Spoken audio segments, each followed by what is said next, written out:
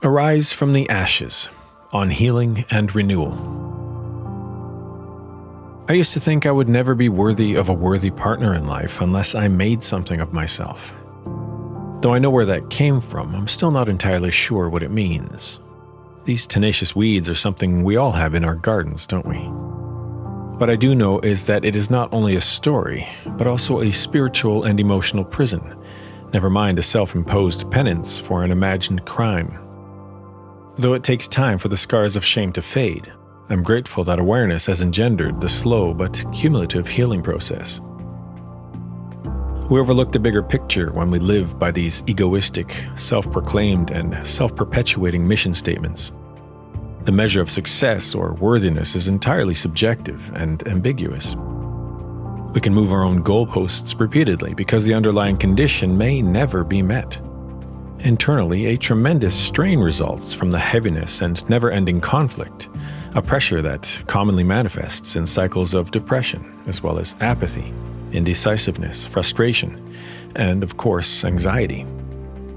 Naturally, it affects all aspects of our daily lives, not that we are aware of it. Sooner or later, we will have to confront the discontinuity and deception we have created within ourselves. A quote from Shannon Alder. I'm convinced that the jealous, the angry, the bitter, and the egotistical are the first to race to the top of mountains.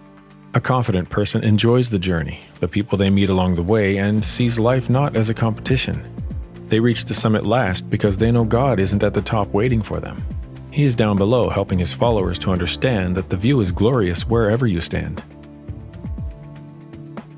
We live in a culture that honors heroes, champions, those who make great sacrifices, and the victorious. However, we also perpetuate the notoriety of villains, narcissists, psychopaths, and the extremely violent and vicious. I believe that as a consequence, we unconsciously internalize this polarization, leaving vast expanses of vacuous space in our psyche for any number of bad seeds to take root. When we do finally make that perilous journey back to the center, our intrinsic, infallible truth casts a blinding light on everything we've been attempting to conceal. Guilt, shame, and self-reproach amplify our most vulnerable places, shaking us to the core. But this is precisely what we must do in order to tap the original source, to hear again that still small voice that exists beyond the layers of programs and conditions foisted upon us by simply pursuing our best guesses in this life. Should we be in a relationship during this period of spiritual revolution, it will be evident that the force behind the upheaval spares no one. It is energy that exists outside of time and consideration of our schedule or convenience. Sometimes we are fortunate to have someone who is engaging the process at the same time and sees things in the same way. They may be as terrified as we are, but their knowing smile is equally wicked.